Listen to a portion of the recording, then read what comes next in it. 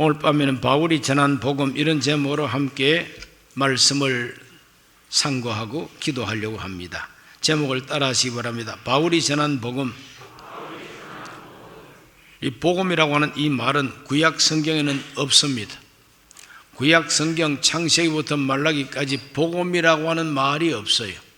그런데 성경에 이 복음이라고 하는 말이 제일 먼저 등장하고 제일 먼저 사용하신 분이 누구냐 하면은 예수님이십니다. 우리 예수님이 제일 먼저 복음을 말씀하셨습니다. 마가복음 1장 1절에 하나님의 아들 예수 그리스도의 복음의 시작이라 이렇게 되어 있어요. 왜 하나님의 아들 예수 그리스도의 복음이라고 했느냐? 예수님께서 복음을 말씀했으니까.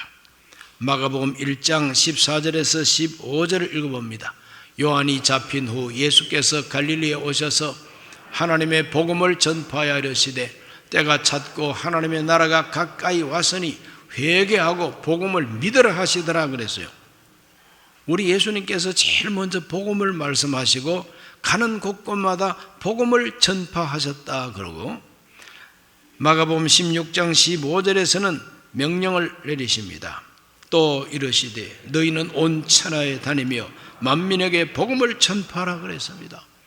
처음부터 끝까지 예수님은 복음을 전파하시고 복음을 전파하라 하시고 하늘로 승천하셨습니다. 그렇기 때문에 우리 예수님께서 복음을 제일 많이 먼저 말씀하셨기 때문에 마가복음을 시작하면서부터 복음인 것입니다. 하나님의 아들 예수 그리스도의 복음의 시작이라 이렇게 나오게 된 겁니다. 제자들이 이 말씀을 받들어서 오순절날 성령 받고 복음 전도하기를 시작했습니다. 그런데 복음 전도하기 시작하니까 사탄 마귀가 가만히 있지 않죠. 환난과 박해가 막 일어나게 합니다. 하나님은 환난과 박해 속에서 위대한 능력을 나타내시고 기적을 일으켰었으니, 박해하는데 제일 앞섰던 열심히 박해했던 지도자 사울이라고 하는 젊은 지도자를 하루아침에 확 변화시켜가지고 전도자로 만들어 버립니다. 이것이 하나님의 능력이요. 박해하던 사람을 전도자로 만들어 버립니다. 강도가 변해가지고 자선사업가가 되는 것하고 똑같아요. 오늘 밤까지 복면 강도, 다른 집 담 뛰어넘어가지고 칼 들고 들어가서 있는 거 다 내놔라 그러던 그 강도가 밤새 확 변해가지고 아침부터는 자선사업을 하는 이런 변화가 바로 바울의 변화인 것입니다. 하나님은 능치 못함이 없죠. 그러므로 능치 못함이 없는 우리 하나님께 믿지 않는 내 가족을 부탁하시기를 바랍니다. 사울을 바울 되게 하신 하나님, 우리 집에 저 인간 확 돌려주시옵소서. 하나님께 계속해서 낙심치 말고 끝까지 기도하시기를 바랍니다. 우리 하나님께서는 이와 같이 박해자 사울을 전도자 바울로 만들어 버리고, 바울은 부활하신 예수를 만난 다음에 어리벙벙하죠. 도대체 이 무슨 일이냐? 나사렛 이단 괴수 예수인 줄 알았더니 살아계신 예수님이시구나. 그가 부활하셨다더니 진짜 부활하셨구나. 그분이 나에게 빛으로 나타나시고 음성으로 내게 나타나셔서 나를 새롭게 하여 주셨다. 그러므로 그분에 대해서 나는 알아봐야 되겠다. 아라비아로 가서 3년 동안 수도 생활, 기도 생활을 하면서 하나님의 계시, 예수 그리스도의 계시를 받습니다. 아, 그렇구나. 그러므로 계시받은 바로 이 바울이 다시 돌아와서 복음을 전하기를 시작했습니다. 그래서 그 바울이 회개하고 복음을 전도하기 시작한 것 때문에 기독교가 온 세계로 번져 나가게 됐다고 하는 것이 신약 성경입니다. 그래서 그는 일생에 있어서 가장 복음 전도했던 전성시대가 있습니다. 그 시대가 언제냐 하면은 3차 선교 여행 때에 에베소에 가가지고 두란노 서원이라고 하는 철학 학원, 철학을 가르치는 학원 두란노 서원이라고 합니다. 그 두란노 서원에서 만 2년 이상 날마다 하나님 말씀을 강론했다 그랬어요. 날마다. 아시아 쪽에 있는 사람들은 거의가 다 도란노 서원을 거쳐가면서 바울의 전도를 받았다고 합니다. 그러므로 이 바울이 만 2년 동안 날마다 계속해서 말씀을 강론하다 보니까 말씀에 대한 계시, 말씀에 대한 가르침이 가장 뜨겁게 타올랐던 때가 바로 에베소 사역이죠. 그 에베소 사역을 마치고 고린도에 가가지고 로마서를 씁니다. 그러므로 바울이 로마서를 쓸 당시에는 바울의 전성시대에 쓴 편지가 바로 이 로마서인 것입니다. 그 로마서를 쓰면서 사도 바울은 자기가 어떠한 복음을 전도할 것인가 하는 것을 로마 사람들에게 미리 통보를 하는 편지를 썼으니 이것이 바로 우리 기독교의 많은 편지 중에서 최고의 편지라고 인정받는 편지가 로마서입니다. 그래서 로마서를 가리켜서 이 반지로 비유하자면 보석과 같다 그랬어요.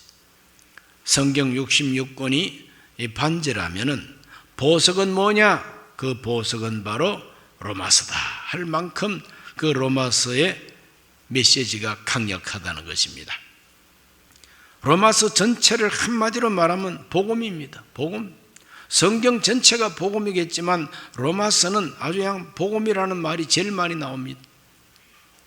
로마서 16장까지 읽어보면 복음이라고 하는 말이 14번이나 나옵니다. 복음서에조차 복음이라는 말이 이만큼 안 나오는데 로마서에 복음이라는 말이 14번 나와요. 사도 바울은 그 마음의 간절한 소원이 뭐냐? 복음 전하는 게 소원이라 그랬어요. 복음 전하는 게 소원이야. 그래서 로마서 1장 14절과 15절에 헬라인이나 야만인이나 지혜 있는 자나 어리석은 자에게 다 내가 빚진 자라. 그러므로 나는 할 수 있는 대로 로마에 있는 너희에게도 복음 전하기를 원하노라. 로마에 있는 사람들 뿐만 아니라 바울은 어디든지 복음 전하기를 원한다 그랬고, 사도행전 20장 24절에서 바울은 나의 달려갈 길과 주 예수께 받은 사명이 있는데 하나님의 은혜에 복음 전하는 일을 마치기까지 나의 생명조차 조금도 귀한 것으로 여기지 아니한다 그랬어요. 누군들 자기 생명 귀하지 않은 사람이 있습니까? 바울은 그렇게 귀한 생명조차 귀하게 여기지 않을 만큼 복음 전도를 위해서 올인 했다 이 말이죠. 복음 전도. 그래서 바울의 일생은 복음 전도를 위한 일생이었고 마지막 순교한 것도 복음 전하다가 순교하게 됩니다. 그러므로 바울이 전한 복음은 크게 어떤 내용이냐? 첫째는 하나님의 아들의 복음이라고 그랬습니다. 로마서 1장 2절에서 4절까지 읽습니다. 이 복음은 하나님이 선지자들을 통하여 그의 아들에 관하여 성경에 미리 약속하신 것이라. 그의 아들에 관하여 말하면 육신으로는 다윗의 혈통에서 나셨고 성결의 영으로는 죽은 자들 가운데서 부활하사 능력으로 하나님의 아들로 선포되셨으니 곧 우리 주 예수 그리스도시니라. 바울은 로마서를 쓰면서 내가 사도가 된 것도 복음 때문에 됐다는 거예요. 복음 때문에, 복음을 위하여 택정함을 입었다는 거예요. 복음을 위하여. 그만큼 바울은 철저하게 복음을 이해하고 복음을 전하는 사람이었습니다. 이 복음으로 말 것 같으면은 선지자들을 통하여 하나님이 그 아들에 관하여 미리 약속한 것이라 그랬어요. 이 복음은 우연히 불쑥 생긴 게 아니라는 거예요. 생각지도 않은 날 갑자기 복음하고 나타난 게 아니라는 거예요. 이 복음은 하나님이 이 세상에 하나님의 아들을 보내겠다고 미리 약속했다는 겁니다.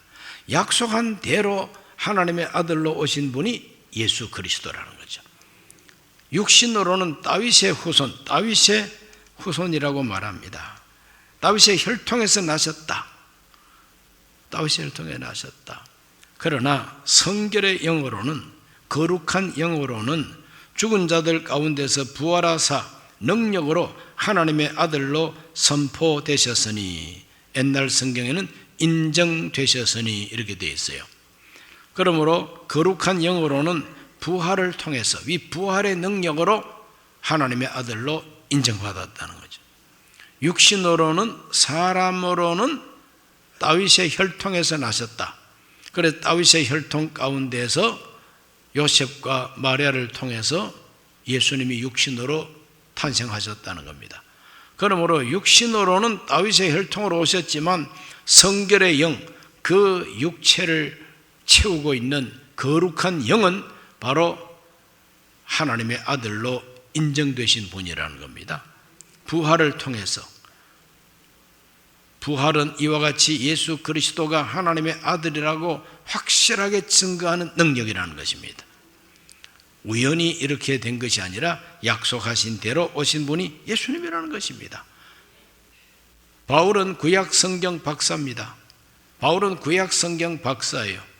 그래서 예수님은 메시아가 아니라고 생각했기 때문에 예수 믿는다 그러면 잡았어요. 옥에다가 집어넣고 돌멩이로 때려 죽였습니다. 그러나 그가 그 부활한 예수를 딱 만나면서 확 변화되어 보는 겁니다. 박해자 사울을 전도자 바울로 만든 그 능력은 무슨 능력이냐? 부활의 능력입니다.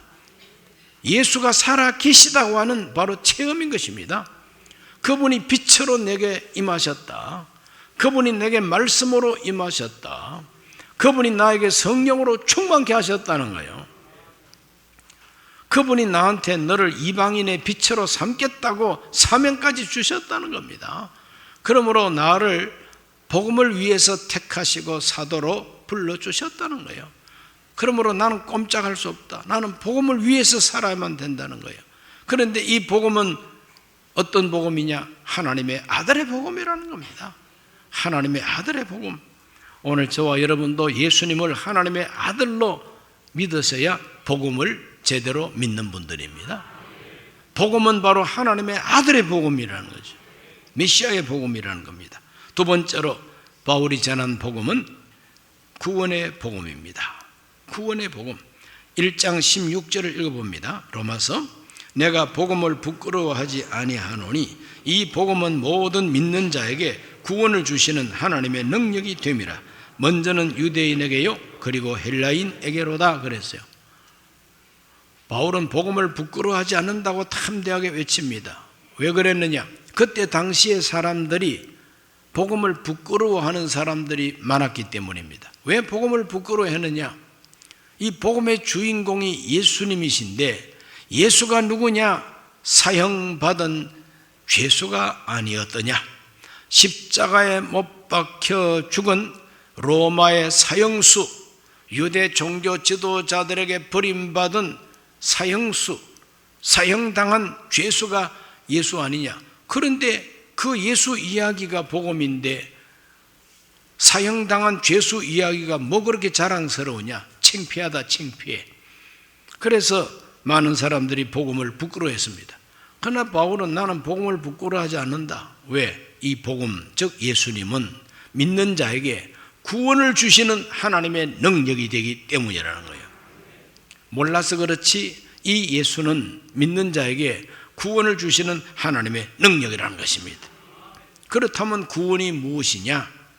일반적으로 구원이라고 하는 것은 질병에서 치료받는 것, 위험에서 안전하게 건져냄을 받는 것, 환난에서 벗어나는 것, 그리고 가난에서 벗어나서 부유하게 사는 것, 이런 것들을 가리켜서 구원이라고 생각합니다. 구원, 내가 기가 막힐 웅덩이에 빠져 있는데 하나님이 나를 건져내 주셨다.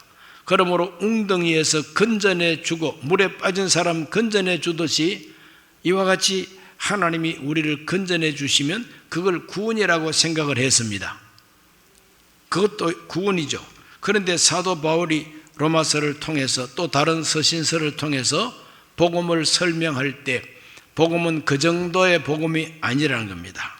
그 복음, 바울이 전하는 복음은 하나님 앞에서 질병이나 위험이나 가난이나 환난 거기에서 벗어나고 거기에서 건져주는 정도가 아니라 우리를 죄에서 건져주는 구원이라는 겁니다.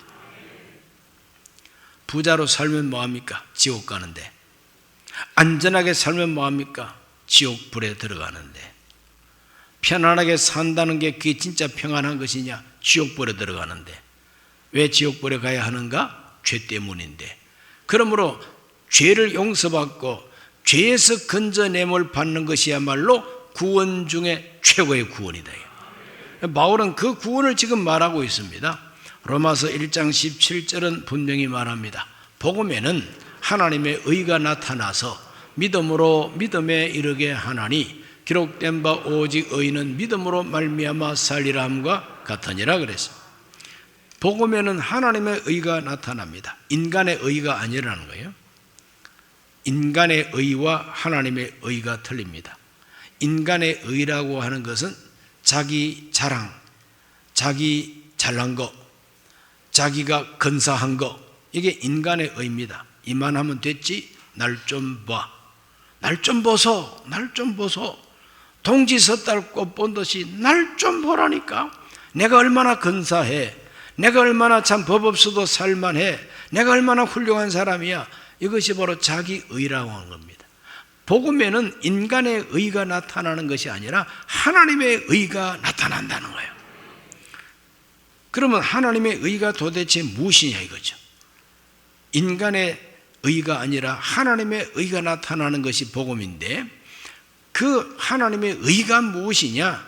그것이 바로 죄를 깨닫고 회개하고 예수 그리스도가 우리 죄를 대속했다고 하는 바로 그 내용이 하나님의 의라고 하는 것입니다. 우리 인간이 스스로 수양하고 돌을 닦고 갈고 닦고 그리고 참회하고 정말 마음속으로 뉘우치고 개과천선하고 정말 훌륭한 사람으로 등장하는 것, 이게 인간의 의입니다.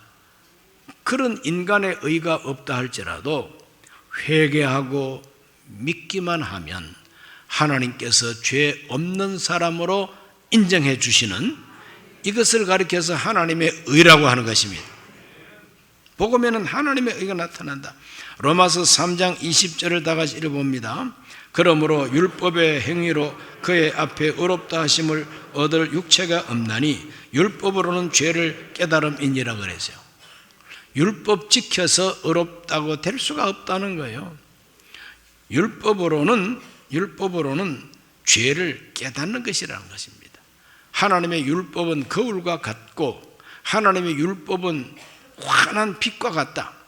환하게 밝아지면은 사람의 얼굴이 어떻게 생겼는지 알 수가 있고, 거울을 들여다보면 자기 얼굴을 알 수가 있는 것처럼 하나님의 율법은 우리를 비춰보라고 빛을 비춰준다. 여러분, 거울이 아무리 맑고 깨끗한 거울이라고 해서 거울이 나를 화장해 줍니까? 빨리 대답하기. 거울이 나를 화장해 주는 거 보셨어요? 여러분 집에 내 얼굴을 마사지하고 화장해 주는 거울이 있습니까? 그 거울은 보여줄 뿐입니다. 그럼 화장은 누가 해야 되느냐? 내가 하든지 아니면 화장해 주는 사람이 화장을 해줘야 되잖아요. 율법의 기능은 깨닫게 하는 기능, 무엇을? 죄를 깨닫게 하는 기능이 율법의 기능이라. 그러므로 율법 가지고는 우리가 하나님이 됐다고 인정할 만큼 훌륭하게 될 수는 없다는 거죠. 로마서 3장 24절 말씀, 그리스도 예수 안에 있는 속량으로 말미암아 하나님의 은혜로 값없이 의롭다 하심을 얻은 자 되었느니라. 방금 읽은 이 말씀이 핵심입니다. 율법으로는 죄를 깨닫습니다. 율법으로 내 자신을 비추어보고 율법으로 온 세상 사람을 한꺼번에 비추어보니까 모든 사람이 죄를 범하였음에 하나님의 영광에 이르지 못했다. 하나님의 율법을 가지고 온 세상 사람을 다 비추어봐도 단 한 사람도 빠짐없이 모두가 죄인이라는 거예요. 그러면 어떻게 우리가 하나님께 구원받을 수가 있느냐? 그리스도 예수 안에 있는 속량으로 말미암아. 속량이라는 말이 제일 중요합니다. 그리스도 예수 안에 있는 속량, 이것이 바로 복음이라는 거죠. 속량은 뭡니까? 우리 죄를 대신해서 갚아주는 것. 그래서 노예를 또는 종을 대신 몸값을 치르고 그 사람을 자유인으로 풀어주는 거, 이걸 속량이라 그럽니다. 갚을 길이 없는 내 빚을 대신 갚아주고, 갚을 길이 없는 내 책임을 대신 짊어져주고, 나에게는 자유를 주고 나에게는 평안함을 주는 것, 그걸 속량이라 그래요. 속량. 구속이라는 말로도 씁니다. 대속이라는 말로도 씁니다. 대신해서 속죄를 이루어준다. 이게 바로 대속입니다. 구속, 구원을 위해서 속량해 주는 걸 구속이라 그럽니다. 바로 예수 그리스도의 복음은 속량이라는 겁니다. 이것이 바로 하나님의 의라는 겁니다. 복음에는 하나님의 의가 나타난다. 복음 안에는 인간이 하나님의 법을 잘 지켜서 고분고분하고 훌륭한 사람이 되는 것이, 그게 복음 안에 나타나는 것이 아니라 비록 못나고 추악하고 지옥 가야 마땅함에도 불구하고 하나님이 우리를 위해서 속량해 주셨다. 은혜를 베풀어 주셨다. 바로 그것이 하나님의 의라고 하는 것입니다. 하나님의 의입니다. 로마서 4장 25절은 이렇게 말합니다. 이 예수를 하나님이 그의 피로서 믿음으로 말미암는 화목 제물로 세우셨으니 이는 하나님께서 길이 참으시는 중에 전에 지은 죄를 간과하심으로 자기 의로우심을 나타내려 하심이니 그랬어요. 예수는 우리가 범죄한 것 때문에 내줌이 되고 또한 우리를 의롭다 하시기 위하여 살아나셨느니라. 예수님은 우리를 위해서 대신해서 죽었다, 내줌이 됐다 그랬어요. 범죄한 것 때문에 내줌이 되고, 내줬다 이 말은 대신해서 속죄 제물로 내줬다는 것입니다. 이게 바로 속량입니다. 또 우리를 의롭다 하시기 위하여 살아나셨느니라. 이건 무슨 말이냐? 빚 갚았는데 빚을 갚아준 사람이 살아있으면은 빚쟁이가 말을 못합니다. 왜? 받았으니까. 그런데 빚을 갚기는 했는데 빚 갚아준 사람이 죽어버렸다. 그러면은 빚쟁이가 찾아와서 돈 내놔라 그럴 때 할 말이 없어요. 갚은 영수증이 확실하게 있어야 되지 않습니까? 그러면 우리 죄가 갚아졌다고 하는 영수증은 뭐냐? 부활하신 예수님이라는 겁니다. 살아계신 예수님이라는 겁니다. 종이에 적은 영수증이 아니라 살아계신 예수님이 우리 죄를 속량했다고 하는 영수증이 된다는 거예요. 그러므로 사탄 마귀와 또 우리 인간의 양심이 나를 찌르면서 너 잘난 게 뭐 있냐? 양심에 손 얹고 한번 생각해봐. 너 같은 것이 천당 갈 수 있겠어? 너 같은 것이 하나님께 복 받을 수 있겠어? 너 이렇게 저렇게 죄 지은 거 내가 다 아는데, 이런 식으로 내 양심과 마귀가 나를 고발하고 나를 협박할 때에 우리가 뭐라고 대답할 수가 있습니까? 하나님의 아들 예수님이 그와 같은 내 모든 허물과 죄를 속량하셨다. 속량하신 그분은 지금 살아 계시다. 속량하신 그분이 지금 내 보증인이 되어주시고 내 증인이 되어주시고 나의 대언자가 되어 계신다. 이것을 구원의 확신이라 그럽니다. 예수님이 십자가에 내준 바 된 것은 우리의 속죄를 위함이요, 그가 살아 계심은 우리를 의롭다고 인정하기 위하여 살아 계신다는 겁니다. 그러므로 이것이 바로 복음이라는 것입니다. 이와 같이 구원받은 우리는 로마서 5장 1절에 보면 그러므로 우리가 믿음으로 의롭다 하심을 받았으니 우리 주 예수 그리스도로 말미암아 하나님과 화평을 누리자. 하나님의 영광을 바라고 즐거워하고 환난 중에도 즐거워한다 그랬어요. 그러므로 하나님과 더불어 화평을 누리고 즐거워하는 것이 구원받은 사람의 인생이 되어야 된다는 것이죠. 그러므로 사도 바울은 하나님의 아들의 복음을 전하고 구원의 복음을 말하고 있습니다. 우리가 받은 구원은 하나님의 구원의 복음인 것입니다. 어떻게? 은혜로 구원해 주셨다. 자기의 피로 속량, 즉 속죄 제물이 되어 주심으로 우리가 하나님과 화평하게 됐다. 이것이 복음인 것입니다. 이 복음에는 이와 같은 하나님의 의가 나타난다는 거예요. 인간의 잘남이 아니라 하나님의 의가 나타난다. 이 복음을 내 것으로 하기 위해서는 믿음, 오직 믿음밖에 없다는 거예요. 회개하고 그리스도를 영접하는 그 믿음이 이 거룩한 구원을 받게 한다는 겁니다. 세 번째로 성령의 복음입니다. 성령의 복음. 바울이 전한 복음은 성령의 복음이요. 로마서 7장 21절에서 24절까지 다 같이 읽습니다. 그러므로 내가 한 법을 깨달았노니 곧 선을 행하기 원하는 나에게 악이 함께 있는 것이로다. 내 속사람으로는 하나님의 법을 즐거워하되 내 지체 속에서 한 다른 법이 내 마음의 법과 싸워 내 지체 속에 있는 죄의 법으로 나를 사로잡는 것을 보는도다. 오라, 나는 곤고한 사람이로다. 이 사망의 몸에서 누가 나를 건져내랴. 이 탄식, 절규라고 할 수 있죠. 오호라, 나는 곤고한 사람이로다. 이 오호라라고 하는 이 말은 탄식하는 소리입니다. 아 하고 탄식하는 겁니다. 인간의 힘으로 어찌할 수 없는 탄식하는 소리. 오호라, 나는 곤고한 사람이로다. 이 사망의 몸에서 누가 나를 건져내겠느냐. 이 사망의 몸이 뭡니까? 하나님의 법을 즐거워하고 하나님 말씀대로 살고 싶은 나에게 육신이라고 하는 것이 있어가지고 나를 자꾸 죄짓게 한다는 거예요.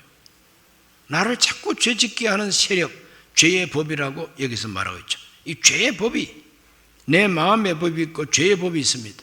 내 마음의 법은 하나님 말씀을 즐거워하고 순종하고 싶은데 이 죄의 법이 내한테 따로 있어가지고 이 죄의 법이 나를 사로잡고 있다는 거예요. 꼼짝 못하게 나를 사로잡고 있다. 그 죄의 법이 나를 지배하고 있다는 거예요. 어찌할 수 없이 내가 죄의 법 아래 종처럼 매여 있다는 겁니다. 그러므로 누가 나를 여기서 해방시켜 줘야 되겠는데 누가 구원하겠느냐 하는 탄식입니다. 이것은 바로 우리 인간의 아주 본질적인 탄식인 것입니다. 우리가 법적으로 하나님 앞에 구원받았다 할지라도 실제적으로는 죄의 법이 내 안에 있기 때문에 이 죄의 법이 발동하면 또 죄를 짓는다는 거예요. 어쩌면 좋을까? 그래서 로마서 8장 1, 2절에 그러므로 이제 그리스도 예수 안에 있는 자에게는 결코 정죄함이 없나니 이는 그리스도 예수 안에 있는 생명의 성령의 법이 죄와 사망의 법에서 너를 해방하였음이라. 그래서 여기서 해방이라는 말이 나옵니다. 이 해방이 뭐냐? 이제 풀어주는 거죠. 우리 속에 있는 이 죄의 법에서 나를 해방시켜 준다는 거예요. 일본이 지배하는 일본 법의 지배를 받다가 미국이 승리함으로 말미암아 일본 법이 힘이 없어지고 이제는 독립되고 자주 국가가 됨으로써 대한민국의 법이 나를 지배하게 되는 것처럼 죄의 법은 물러가고 이제는 성령의 법이 우리를 도와주게 되고 우리를 해방시켜 준다는 겁니다. 우리가 혹 넘어지고 쓰러지고 내 마음의 법으로 즐거워하고 하나님 말씀을 즐거워하다가 넘어졌다. 걱정하지 말라는 거예요. 정죄함이 없다는 거예요. 예수 그리스도 안에서 정죄함이 없다. 바로 그것 때문에 예수님이 죽었다는 거예요. 이와 같이 연약한 우리를 위해서 예수님이 속량의 제물이 되셨기 때문에 정죄하지 않는다는 겁니다. 우리를 그것 때문에 지옥으로 안 보낸다는 겁니다. 생명의 성령의 법이 죄와 사망의 법에서 우리를 해방시키셨다. 무엇으로 해방시켰느냐? 로마서 8장 3, 4절을 다 같이 읽습니다. 율법이 육신으로 말미암아 연약하여 할 수 없는 그것을 하나님은 하시나니 곧 죄로 말미암아 자기 아들을 죄 있는 육신의 모양으로 보내어 육신의 죄를 정하사 육신을 따르지 않고 그 영을 따라 행하는 우리에게 율법의 요구가 이루어지게 하려 하심이니라. 아멘. 이것이 바로 성령의 법이라는 것입니다. 율법은 하나님의 말씀입니다. 율법은 선한 말씀입니다. 율법은 마땅한 말씀입니다. 율법은 결국 우리에게 복이 되는 말씀이에요. 그래서 그 율법이 우리에게 복이 되게 하려고 찾아왔습니다. 내 마음의 법이 그 율법을 환영합니다. 좋아합니다. 그러나 죄의 법이 차단하고 나를 확 사로잡아가지고 내가 좋아하는 율법을 지키지 못하게 한다는 거예요. 그래서 하나님은 예수 그리스도의 죽음을 통해서 속죄해서 정죄함이 없게 하시고, 손대지 마, 내가 속량했어. 욕하지 마, 내가 속량해서. 그리고 성령의 법, 영을 따라 행하는 우리에게 율법의 요구가 이루어지게 한다는 겁니다. 이것이 바로 성령의 법입니다. 갈라디아 5장 16절은 말합니다. 성령을 따라 내가 이르노니 너희는 성령을 따라 행하라. 그리하면 육체의 욕심을 이루지 아니하리라 그랬지 않습니까? 여기서 말하고는 이 육체의 욕심이 바로 죄의 법입니다. 성령을 따라 행하면 육체의 욕심을 이루지 아니한다. 그래서 성령을 따라 살면 성령의 열매를 맺게 되어 있다는 겁니다. 갈라디아 5장 25절에서 26절, 만일 우리가 성령으로 살면 또한 성령으로 행할지니 헛된 영광을 구하여 서로 노엽게 하거나 서로 투기하지 말지니라. 성령으로 살면 성령으로 행할지니 그랬습니다. 그러므로 저와 여러분의 숙제는 뭐냐? 이제는 성령 따라 살아야 된다는 겁니다. 성령을 따라서 성령의 열매를 맺고 살 수 있다는 게 복음이라는 것입니다. 이게 바로 성령 충만의 복음인 것입니다. 할렐루야. 바울은 이 로마서에서 이 세 가지 복음의 내용을 강조하고 있습니다. 내가 전하는 복음, 바울이 전하는 복음의 세 가지 큰 주제가 뭐냐? 이 복음은 하나님의 아들의 복음이다. 구약 성경에서 예언된 복음이다. 그리고 이 복음은 구원의 복음입니다.